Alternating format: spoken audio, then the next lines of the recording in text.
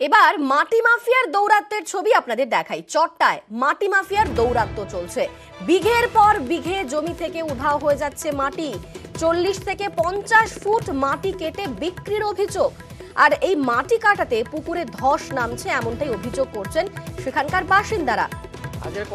যে ছবি আপনারা দেখতে পাচ্ছেন, চট্টায় বিঘের পর বিঘে জমি থেকে মাটি উধাও হয়ে যাচ্ছে। চরম দুর্ভোগে পড়েছেন নিত্যযাত্রী, তারই সঙ্গে সঙ্গে সেখানে হাজার হাজার টাকার মাছের ব্যবসা ক্ষতিগ্রস্ত হচ্ছে। চট্টায় 40 থেকে 50 ফুট মাটি কেটে বিক্রির অভিযোগ উঠছে।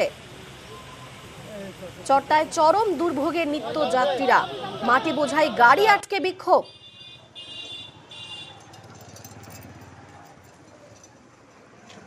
দেখছেন সেই মাটি বোঝাই গাড়ির ছবি। দিনের পর দিন বিঘের পর বিঘে জমি থেকে উধাও হয়ে যাচ্ছে মাটি। চট্টায় মাটি মাফিয়ার দৌরাত্ম্য, আর যার কারণেই এই বিক্ষোভ। পঞ্চায়েত উপপ্রধানের নেতৃত্বে বিক্ষোভ।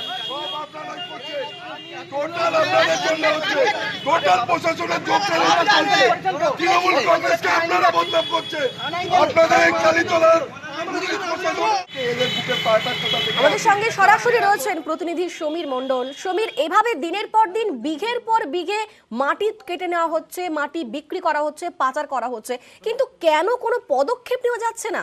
কোথায় অসুবিধে? দেখো নির্দয়, ভোট এলেই তখনই শুরু হয়ে যায় এই কাজ, এবং মহেশতলা, বজবজ, রবীন্দ্রনগর, নোদাখালী জুড়ে এই কাজ হয়। এই যে বিষ্ণুপুর অন্তর্গত ঠাকুরপুকুর মহেশতলা যে চট্টা এলাকায়, কালীতলা এলাকায়, এখানে দীর্ঘদিন ধরে মাটি কাটা হচ্ছে, এবং তার জন্যে অন্যান্য যে জমিগুলো আছে সেই জমিগুলো ক্ষতিগ্রস্ত হচ্ছে। যাদের মাছ চাষ করতো তাদের জমি ক্ষতিগ্রস্ত হচ্ছে, এবং এই দীর্ঘদিন ধরে এই ঘটনা ঘটছে।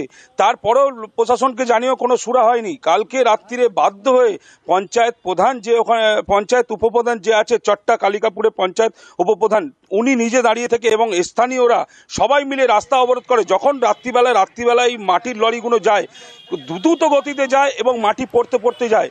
সেই মাটি পড়তে যখন যায়, তখন অন্য দুর্ঘটনা ঘটে এই মাটির হরকে গিয়ে, এবং দীর্ঘদিন প্রশাসনকে জানিয়েও কোনো হয়নি। কালকে যখন রাস্তা অবরোধ করে রাত্রিবেলা, যখন উপপ্রধান সহ এলাকায় স্থানীয় লোকেরা যখন এই রাস্তা অবরোধ করেছে, তখন ঘটনাস্থানে কালীতলা আশুতি থানার পুলিশ গেছে, গিয়ে লরিটাকে আটক করে নিয়ে এসছে।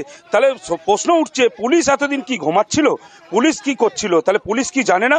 পুলিশ সব জানে, জেনেও চুপচাপ। কিন্তু পুলিশ একটাই কথা বলে, যখন ঘটনা ঘটে তখনই জানতে পারে, আর যখন ঘটনা ঘটে না তখন কোনো জানতে পারে না। দীর্ঘদিন ধরে এই মাটি মাফিয়ারা মাটি চুরি করছে। এলাকার যে মাটির যে পুকুরগুলো আছে সেগুলো ভর্তি হয়ে যাচ্ছে, খাল ভর্তি হয়ে যাচ্ছে, খালের ওপরে বাড়ি তৈরি হয়ে যাচ্ছে। প্রশাসন কিন্তু জানে না। যখনই এলাকার লোক কোনো বিক্ষোভ দেখায়, তখনই বলে পুলিশ, আমি এই প্রথম জানলাম, আমরা স্টেপ নিচ্ছি। তাহলে দীর্ঘদিন ধরে কেন পুলিশ ঘুমাচ্ছে? পুলিশ কবে জাগবে? এই নিয়ে প্রশ্ন উঠছে এলাকার বাসীর। কালকে এই নিয়ে স্থানীয় বাসিন্দারা, এবং তারপরেই বিক্ষোভ দেখাতে শুরু করেন তারা। ধন্যবাদ সমীর।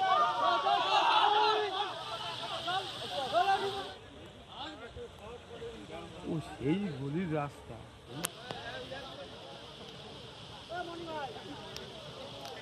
অবৈধভাবে ব্যবসা করতেছে, প্রজেক্ট করার নাম করে যে মাটিগুলো বিক্রি করতেছে, সুতি খালও বন্ধ করে দিয়েছে। বন্ধ করার পরে আমাদের পানি সব বাড়ির ভেতরে ঢুকে যাচ্ছে। 50,000 টাকার মাছ ফেলা হয়েছে, সেই মাছগুলোও চলে গেছে, সব মাছ একটাও নেই। মাছ সব তোড়বে মরে যাচ্ছে। প্রজেক্ট বন্ধ করতে হবে। একে তাকে করে মাটি বিক্রি করতেছে, এই পুকুর কেটে মাটি বেচতে। তো এক সময় বলেছিল যে এখানে পুকুর কাটা হবে না, জোর জবরদস্তি ওরা বললো আমাদের জায়গা আমরা পুকুর কাটবো, সেই কারণে পুকুরটা কাটা হয়েছে। কিছু জমি মাফিয়া মাটি চোর করে তারা এখানে মাটি কেটে বিভিন্ন জায়গায় ভরাট করছে। এলাকার মানুষ তারা পঞ্চায়েতের দিকে আঙ্গুল তুলছে আর তৃণমূল কংগ্রেসকে বদনাম করছে। মাটির গাড়িকে আটকে প্রতিবাদ জানিয়েছি, পুলিশকে ফোন করে গাড়িকে আমরা ধরিয়েছি। কোন সাহসে করছে এরা? কারা এদের পেছনে আছে? আমরা এখানে একটা গাড়ি আটকেছি, দুটো গাড়ি পালিয়েছে। পুকুর বুঝিয়ে কংক্রিটের নির্মাণ। গড়িয়ার নতুন দিয়ার এলাকায় চলছে পুকুর ভরাট। সেই পুকুর ভরাট রুখতে আসরে তৃণমূল কাউন্সিলর।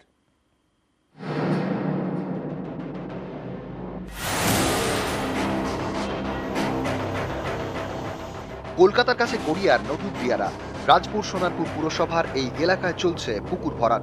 মাটি ফেলে পুকুরের একাংশ ভরাট হয়ে গিয়েছে। পুকুর বুঝিয়ে কংক্রিটের নির্মাণও করা হয়েছে। আমার থেকে পুকুর ছিল, আমি বলছি আমাদের তখন এদেরই পুকুর, আমরা ঘাট করি। বিশাল বড় টোটালটা সব বুড়ে মাছ। আমরা ঘাট করি, এখানে একটা ঘাট ছিল, ওখানে ছিল, ওইদিকে ছিল, এখানে 3-4টে ঘাট ছিল। আমরা চান পর্যন্ত করছি। এখন কি অবস্থা? এখন এই যে মাটি করে এমনি জঙ্গল মাটি করে ঘর।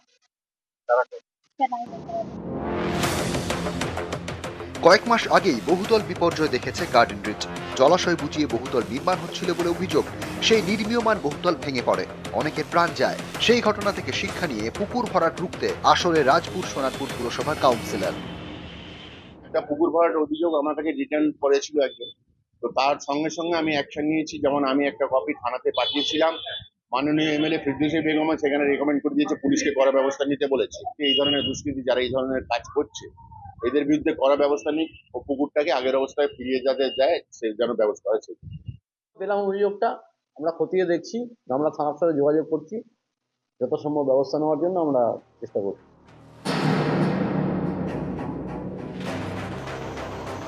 নতুন দিয়ারা এলাকার এই পুকুরের একাধিক শরিক। তাদের একজন পুকুর ভরাট করে নির্মাণ কাজ শুরু করেছে বলে অভিযোগ। শরিকানা পুকুর আমাদেরও অংশ আছে, ওদেরও অল্প আছে। সে ওর জোর করে ভরে চারদিকে ভাড়া বাড়ি করে দিয়েছে, কংক্রিটের একটা ভাড়া বাড়ি চারদিকে করে দিয়েছে আমাদের না জানিয়ে। অধিকাংশই পুকুর ভর্তি হয়ে গেছে। আমরা চাই পুকুর সেই আগের অবস্থায় পুকুর ফিরিয়ে দেওয়া হোক, পুকুরে পরিণত করা হোক। আমাদের নামে মিথ্যে অভিযোগ জমা করা হয়েছে। আমার বাড়িটা পড়ে যাচ্ছে, তা আমি আমার বাড়ির পাশে একটু মাটি দিয়ে ধরাবো, সেই মাটিটা পুকুর ধরালে পুকুর ভরাট হয়ে যায়, বাচ্চা কাচ্চা সব নিয়ে আমার জলের তলায় ডুবে মরি। আমি আমার বাড়িটাকে করবো না, গুছাবো না, একটু মাটির পাড় পুকুর পাড় ধরাতে পারবো না। সোনারপুর থেকে অর্পণ মণ্ডল, নিউজ 18 বাংলা।